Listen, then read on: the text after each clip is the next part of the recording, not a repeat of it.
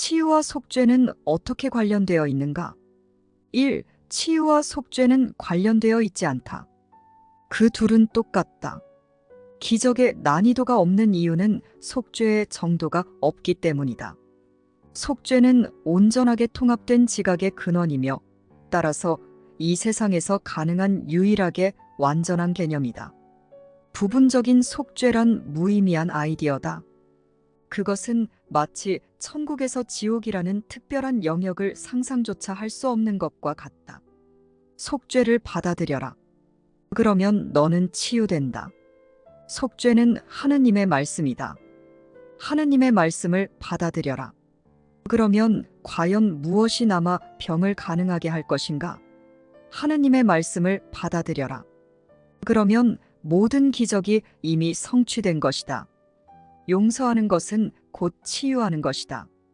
하느님의 교사는 스스로 속죄를 받아들이는 것을 자신의 유일한 기능으로 받아들였다.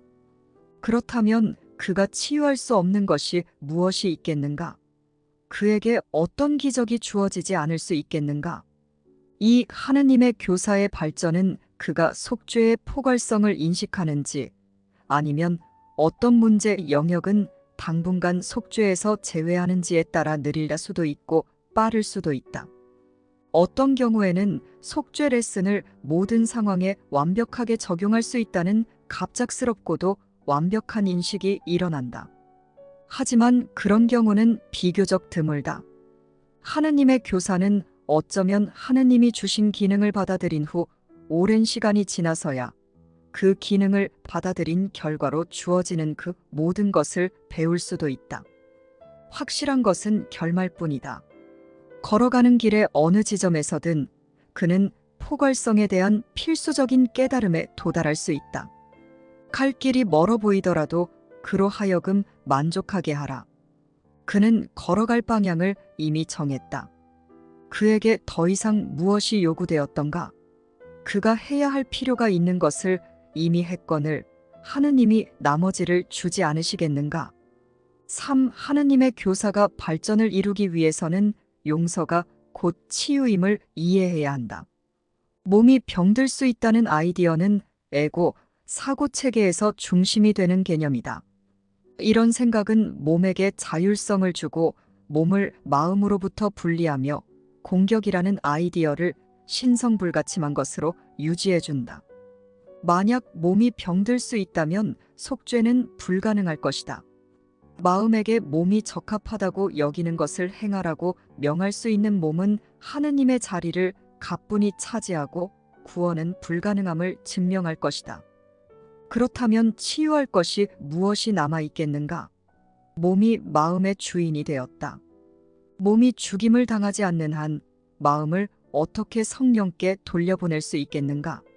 그리고 그 누가 이런 대가를 치르고서 구원을 원하겠는가? 4. 병은 하나의 결정이지만 확실히 그렇게 보이지는 않는다. 그 누구도 자신이 병들기를 원한다고 정말로 믿지는 않을 것이다. 그는 어쩌면 이 아이디어를 이론적으로는 받아들일 수는 있다. 하지만 그가 자신은 물론 모든 일을 지각할 때 병의 모든 구체적인 형식의 이 아이디어를 일관되게 적용하는 경우는 거의 없다. 그리고 하느님의 교사가 바로 이 수준에서 치유의 기적을 불러일으키는 것도 아니다. 그는 몸과 마음을 간과하고 그의 앞에서 빛나고 있는 그리스도의 얼굴만 봄으로써 모든 잘못을 교정하고 모든 지각을 치유한다. 치유란 치유를 필요로 하는 자가 참으로 누구인지를 하느님의 교사가 인식한 결과다. 이런 인식은 특정한 대상에 국한되지 않는다. 그것은 하느님이 창조하신 모든 것에 해당된다. 그런 인식 안에서 모든 환상이 치유된다. 5. 하느님의 교사가 치유에 실패한다면 그것은 치유를 필요로 하는 자가 참으로 누구인지 잊었기 때문이다. 그러므로 다른 사람의 병은 교사 자신의 병이 된다. 이런 일이 일어나도록 허락할 때 그는 자신을 다른 사람의 에고와 동일시함으로써 그를 몸과 혼동한 것이다. 그렇게 할 때 그는 스스로 속죄를 받아들이기를 거절한 것이며 따라서 형제에게 그리스도의 이름으로 속죄를 제공할 수 없다. 사실상 그는 자신의 형제를 전혀 인식하지 못할 것이다. 아버지는 몸을 창조하지 않으셨기에 그는 형제 안에서 실제가 아닌 것만 보고 있는 것이기 때문이다. 실수는 실수를 교정하지 않고 왜곡된 지각은 치유하지 않는다. 하느님의 교사여, 이제 뒤로 물러서라. 내가 틀렸다. 너는 길을 잃었으니 길을 인도하지 말라. 서둘러 너의 교사에게 돌아서서 너 자신이 치유되게 하라. 6. 속죄는 보편적으로 제공된다. 속죄는 모든 상황에서 모든 사람에게 똑같이 적용될 수 있다. 속죄 안에는 모든 사람의 모든 형식의 병을 치유할 권능이 들어있다. 이를 믿지 않는 것은 하느님께 불공평한 것이며 따라서 하느님께 신실하지 못한 것이다. 병든 자는 자신이 하느님과 분리되어 있다고 지각한다.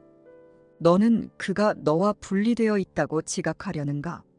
그를 병들게 만든 분리의 느낌을 치유하는 것이 바로 너의 과제다. 그가 자신에 대해 믿는 것은 진리가 아님을 그를 대신해 인식하는 것이 바로 너의 기능이다.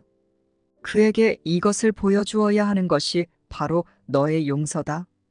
치유는 아주 단순하다. 속죄가 받아지고 이어서 제공된다.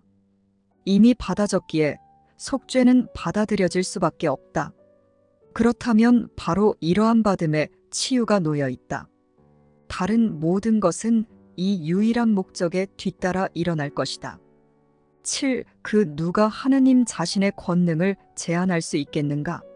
그렇다면 그 누가, 어떤 사람은 어떤 병을 치유받을 수 있고 어떤 것은 하느님의 용서하는 권능 너머에 남아 있어야 한다고 말할 수 있겠는가? 이는 정령 제정신이 아니다. 하느님께 한계를 지우는 것은 하느님 교사의 몫이 아니다.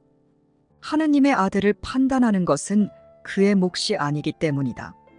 하느님의 아들을 판단하는 것은 그의 아버지를 제한하는 것이다. 둘 다 같은 정도로 무의미하다. 하지만 하느님의 교사가 그것들이 같은 실수임을 인식하기 전에는 그것을 이해하지 못할 것이다.